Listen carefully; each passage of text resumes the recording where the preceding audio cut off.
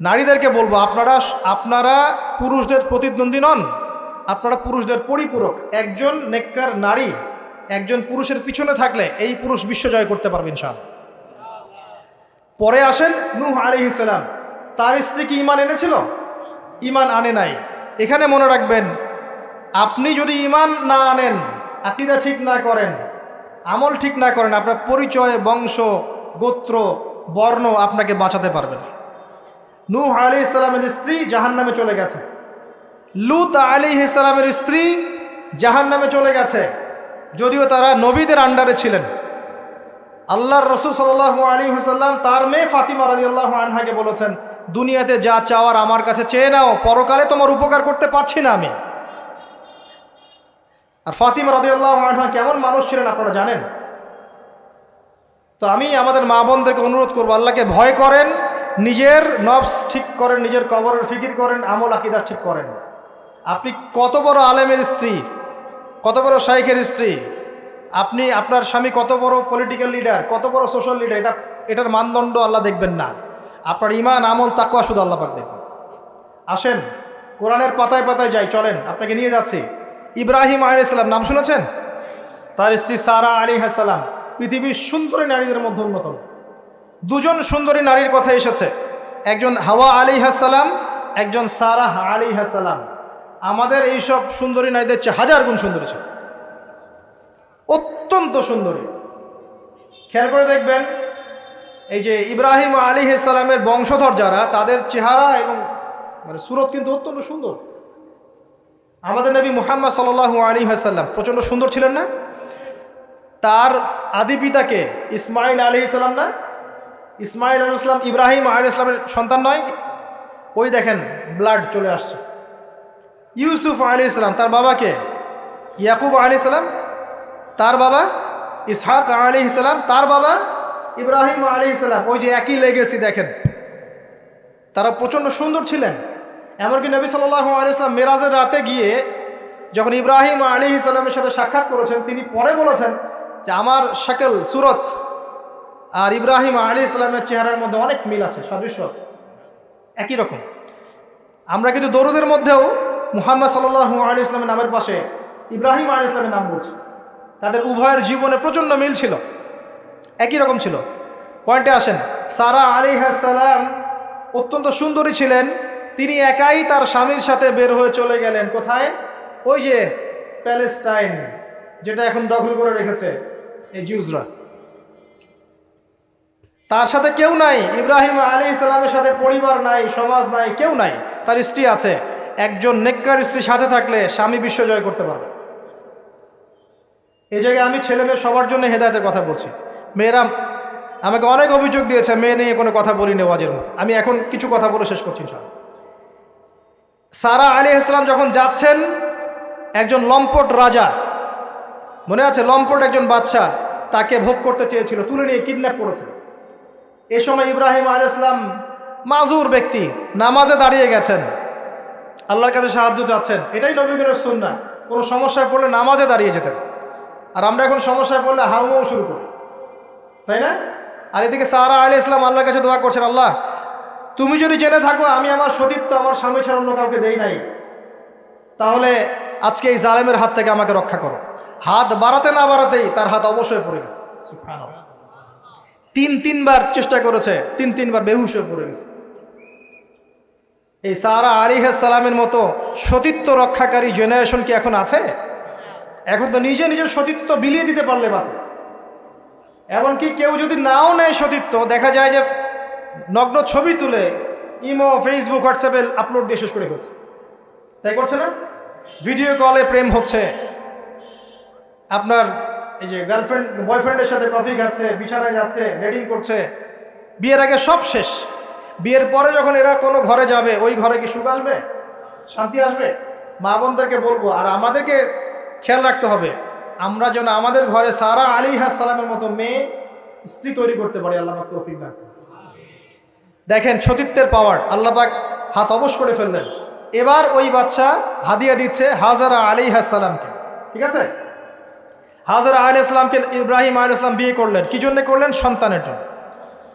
By the way, এখন আবার একাধিক বিয়ে যদি কেউ করে ফেলে তাকে সমাজে এবার বাঁকা চোখে দেখা হয়, তার মনে চরিত্র সমস্যা আছে। কিন্তু বিয়ে না করে বিয়ের আগে 10টা প্রেম করলে কোনো সমস্যা নেই, বিয়ের আগে 1000টা জেনা করলে কোনো সমস্যা নাই, পতিতালয় গেলে সমস্যা নাই, ফ্রি মিক্সিং গেলে সমস্যা নাই, গার্লফ্রেন্ডকে নিয়ে ঘুরতে গেলে ডেটিং করলে কোনো সমস্যা নাই। আবার বিয়ে করে ঘরে স্ত্রী থাকতেও বাইরে পরকীয়া করলে কোনো সমস্যা নেই। এগুলোকে আমরা উন্মুক্ত করছি, কিন্তু কেউ সাহস করে যদি কোনো বিধবার দায়িত্ব নেয়, কোনো তালাকপ্রাপ্তর দায়িত্ব নেয়, কোনো অসহায়ের দায়িত্ব নেয়, তাকে খারাপ চোখে দেখা। এই হলো আমাদের সাইকোলজি এখন। অথচ আল্লাহ পাক এই বিধানটা দিয়েছেন কোরআন এবং সুন্নায়। যাই হোক, তার জন্য শর্ত আছে, শর্ত পূরণ না হলে করবেন না, কখনো ফরজ নয়। কিন্তু কেউ যদি শর্ত পূরণ করে করতে পারে তাকে ডিসকারেজ কেন করতে যাবে? সমাজ চেঞ্জ হয়ে গেছে। হাজরা আলাইহিস সালাম, এখান থেকে আমি আমাদের মা বোনদেরকে এবং আমাদেরকে একটা হেদায়েতের কথা বলবো ইনশাআল্লাহ। হাজরা আলাইহিস সালামের ঈমান, আমল, তাওয়াক্কুল দেখেন। তার গর্ভে আল্লাহ পাক সন্তান দিলেন ইসমাঈল আলাইহিস সালামকে। এবার আল্লাহ পাক বলছেন রেখে আসো। কোথায়? ওই মক্কায়, জনমানব শূন্য জায়গায় রেখে আসলেন। সাথে আছে সামান্য পানি, কিছু খেজুর রেখে আসছেন, এবং ইব্রাহিম আলাইহিস সালাম পিছনে হেঁটে চলে যাচ্ছেন। হাজরা আলাইহিস সালাম বলছেন আইনা তাযহাবু ইয়া ইব্রাহিম, আপনি কোথায় যাচ্ছেন হে ইব্রাহিম? আপনি আমাদেরকে জনমানব শূন্য জায়গায় ফেলে কোথায় চলে যাচ্ছেন? ইব্রাহিম আলাইহিস সালাম কিচ্ছু বলছেন না, বুকের মধ্যে পাথর। স্ত্রী সন্তানকে জনমানব শূন্য জায়গায় রেখে গেলে কি ভালো লাগবে কারো? বুকের মধ্যে পাথর, চুপ করে আছেন। এক পর্যায়ে হাজরা আলাইহিস সালাম বলছেন আপনি কি আল্লাহর আদেশে এই কাজটা করছেন? তখন তিনি বলছেন হ্যাঁ, নাম, এতটুকু বলেছেন, আমি আল্লাহর আদেশে করছি। এবার এই দেখেন, হাজরা আলাইহিস সালাম বলছেন যদি আল্লাহর আদেশে আপনি করে থাকেন তাহলে আল্লাহ কোনোদিনও আমাদেরকে ধ্বংস করবেন না ইনশাআল্লাহ। তাওয়াক্কুল। আমি আপনাকে বুঝাই, এখানে কোনো মানুষ নাই, কোনো খাবার নাই, কোনো পানিও নাই, তারপরেও তিনি বলছেন আল্লাহ ধ্বংস করবেন না। আপনি কি বুঝতে পারছেন কি অবস্থা? এবার খাবার পানি শেষ হয়ে গেল, সাই করছেন সাফা টু মারওয়া, মারওয়া টু সাফা, শুধু এক ফোঁটা পানির জন্য। কাকে খাওয়াবেন? বাচ্চাকে। এই দৌড়টা আল্লাহ পাকের কাছে এত পছন্দ হয়েছে, কিয়ামত পর্যন্ত হজের মধ্যে আল্লাহ পাক রেখে দিয়েছেন এটাকে। আপনি সাই করছেন, এটা কার সুন্নাহ? হাজরা আলাইহিস সালামের। হজের ম্যাক্সিমাম কাজগুলি তাদের পরিবার কেন্দ্রিক। জামরায় পাথর নিক্ষেপ করা, এই যে তাওয়াফ করছেন, মাকাম ইব্রাহিমে দাঁড়িয়ে নামাজ পড়ছেন, সব কিন্তু এই বংশের সাথে জড়িত। এই ইসমাঈল আলাইহিস সালাম এই হাজরা আলাইহিস সালামের গর্ভ থেকে এসেছেন। যেমন মা তেমন সন্তান। ইসমাঈল আলাইহিস সালামকে তার বাবা মানুষ করেননি, তাকে মানুষ করেছেন তার মা। বাবা কিন্তু অনেক দূরে প্যালেস্টাইনে, মাঝে মাঝে আসেন, মাঝে মাঝে যান। কথা বুঝতে পারছেন? এরকম মায়ের গর্ভ থেকেই এমন সন্তান পাওয়া সম্ভব, যেই সন্তানকে তার বাবা বলছেন যে ইয়া বুনাই ইন্নী আরা ফিল মানামি আন্নী আযবাহুক, হে আমার সন্তান, আমি স্বপ্নে দেখেছি আমি তোমাকে জবাই করছি, ফানজুর মাযা তারা, তোমার রায় কি আমাকে বলো। এই বাচ্চা তখন বলছে, বাচ্চার বয়স 10, 12, 15, 16 এতটুকু হবে। সে বলছে ইয়া আবাতি, হে আমার বাবা, ইফআল মা তু'মার, আপনাকে যা আদেশ করা হয়েছে তাই করেন। সাতাজিদুনি ইনশাআল্লাহু মিনাস সাবিরিন, ইনশাআল্লাহ আপনি আমাকে ধৈর্যশীল পাবেন।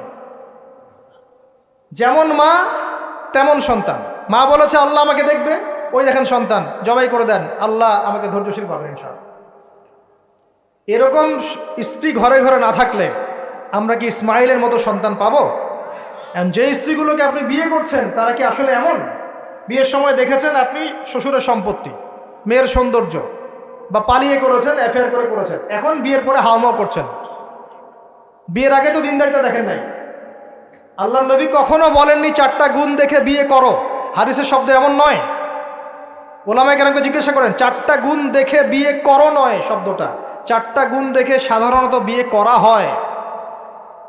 4টা গুণ দেখে সাধারণত বিয়ে করা হয়। সম্পদ, সৌন্দর্য, বংশ, দিনদারিতা। তোমরা দিনদারিতাকে প্রাধান্য দাও, না হলে তোমাদের হাত ধুলোয় ধূসরিত হবে।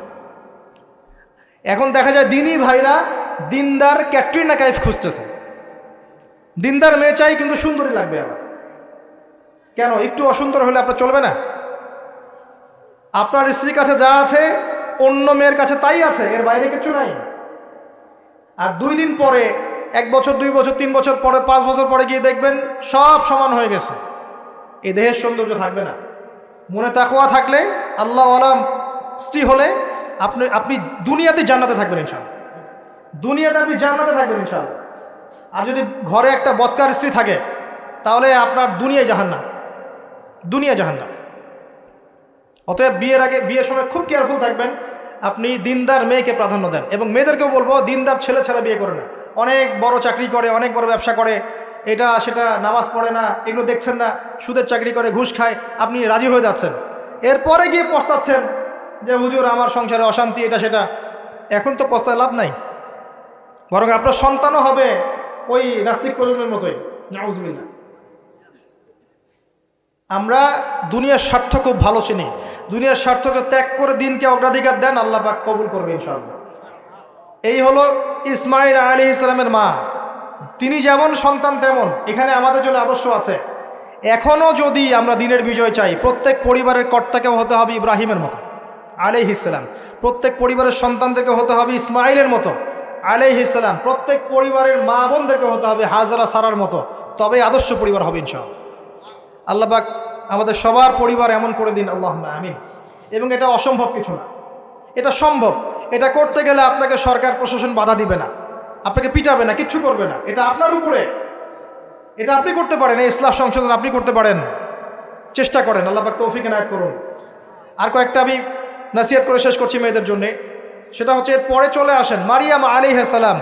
তার সতীত্ব এত পবিত্র ছিল, আল্লাহ পাক তাকে মিরাকেল বানিয়েছেন, তার গর্ভে ঈসা ইবনে মারিয়ামকে জন্ম দিয়েছেন। খেয়াল করে দেখেন, ফেরাউন, মনে আছে ফেরাউন, তার ঘরে একজন ইমানদার মহিলা ছিল না? নবী সাল্লাল্লাহু আলাইহি ওয়াসাল্লাম মেরাজে গিয়েছেন, সেখানে দেখেছেন বেশিরভাগ অধিবাসী জাহান্নামে নারী, এর মধ্যেও তিনি একটা সুগন্ধ পাচ্ছেন জান্নাতের। তিনি জিজ্ঞাসা করলেন এই সুগন্ধ কোত্থেকে আসছে? তখন জিবরাইল আলাইহিস সালাম তাকে জানিয়ে দিলেন, এটা ফেরাউনের সেই যে দাসী যাকে ফেরাউন হত্যা করেছিল ঈমানের কারণে, ওর ঘর থেকে, জান্নাতের সেই ঘর থেকে সুগন্ধ আসছে। ফেরাউনের ঘরেও মুমিনা নারী থাকতে পারে, তাহলে আমাদের ঘরে থাকতে পারে না?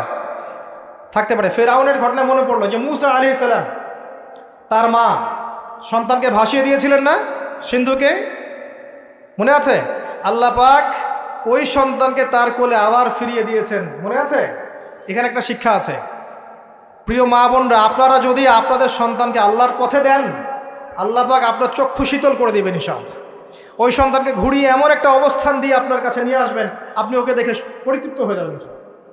এখানে নসিহত আছে, তিনি ভাসাতে পারছিলেন না, মন কাঁদছিল, আল্লাহ পাক মনটাকে কিন্তু নরম করেছেন, শক্ত করেছেন, মনটা শক্ত করেছেন। তারপরে আল্লাহ পাক ওখানে একটা ইলহাম করেছেন, তিনি ভাসিয়ে দিয়েছেন।